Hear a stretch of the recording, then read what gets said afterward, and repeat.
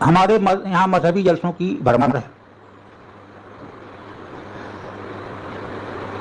عوام کی رہنمائی اور مسائل بتانے کے لیے یہ جلسے ضروری. ان کی اہمیت اور افادیت سے کسی کو انکار نہیں ہو سکتا. لیکن عملاً اس وقت کیا ہو رہا ہے؟ اس سوال کے ذریعے آپ کو سب سمجھ میں آ جائے گا کہ کس معیار کے لوگ ہمارے جلسوں میں آتے ہیں. سارا جواب آپ کو مل جائے گا. کیا ڈاکٹر آتے ہیں ہمارے جلسوں میں؟ کیا وکیل آتے ہیں؟ کیا بڑے بڑے بزنس مین آتے ہیں؟ کیا سائنٹسٹ آتے ہیں؟ اور اگر نہیں آتے تو کیوں نہیں آتے؟ اس نہ آنے کی وجہ پر غور کرنا چاہیے. اور میں صاف الفاظ میں وجہ بتلاؤں، کیونکہ یہ وجہیں جان کر کے آپ ہی اس کے اندر جو ہے وہ صحیح اصلاح کر سکتے ہیں.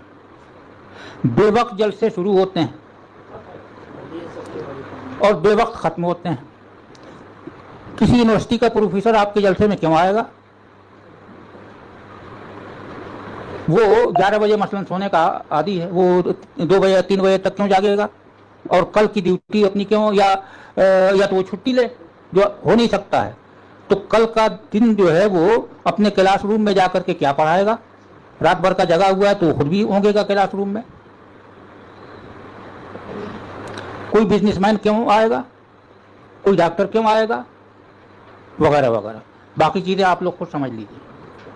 یہ تو وقت کے تعلق سے بات ہوئی. موضوع کے حساب سے آپ دیکھیے،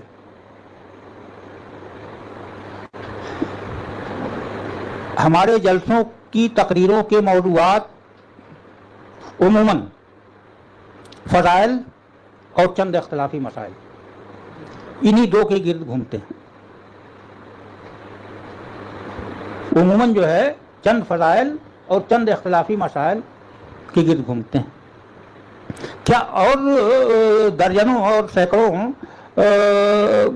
مسائل و معاملات ہیں، ان پر کوئی توجہ دینے اور دلانے کی ضرورت نہیں. تو موضوع اور مواد اور میٹر کے حساب سے بھی کسی سائنسداں اور وکیل اور جج کو آپ ہمارے جلسے میں کیا ملے گا کہ وہ آئے گا؟ دو چیزیں ہو گئی. انداز خطاب پر غور کیجیے، وہ بھی بہت ایک اہم فیکٹر ہے. آپ کو مسائل سمجھانے ہیں نا، اس کے لیے ہاتھ ہپائی کرنے کی کیا ضرورت ہے؟ بھائی مسائل مفتی صاحب نے بھی سمجھایا، جو کچھ بھی سمجھانا تھا میں بھی سمجھا رہا ہوں، تو ہاتھ ہپائی کرنے کی کیا ضرورت ہے؟ میں اپنا ذاتی معاملہ بتلا رہا ہوں کہ جامعہ اشرفیہ کے طلبہ کو خطاب کرنا ہو یا مسلم یونیورسٹی علی گڑھ کے طلبہ کو خطاب کرنا ہو، تو میں 2 گھنٹہ خطاب کر چکا ہوں دونوں جگہوں پر. اور یہ ہمارے ہاں جو جلسے عام ہوتے ہیں ان میں اولاً تو میں جاتا ہی نہیں، 1000 کوششوں کے باوجود. اور تقریر میں ان جلسوں میں کر ہی نہیں سکتا.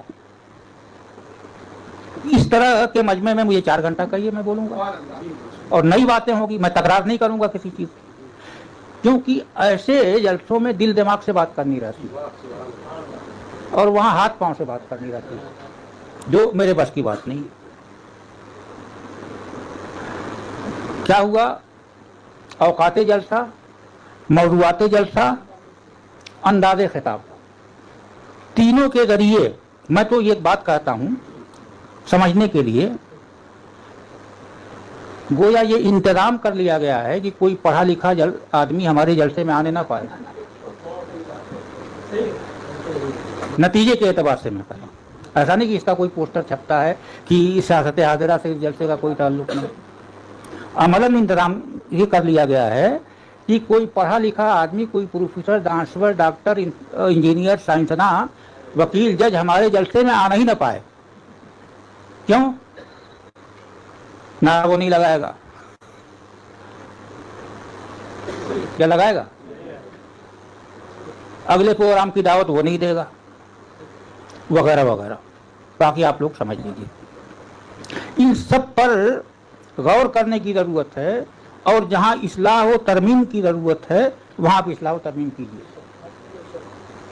नहीं करते हैं तो इसका मतलब ये है कि या तो आपको शऊर नहीं है, या डरते हैं आवाम से, या कोई मफाद आपके सामने है, और ये तीनों चीज़ें मायूब हैं। हिम्मत करके कोई काम किया जाए, शुरू किया जाए, तो उसका मुस्बत और बेहतर नतीजा क्यों नहीं निकलेगा।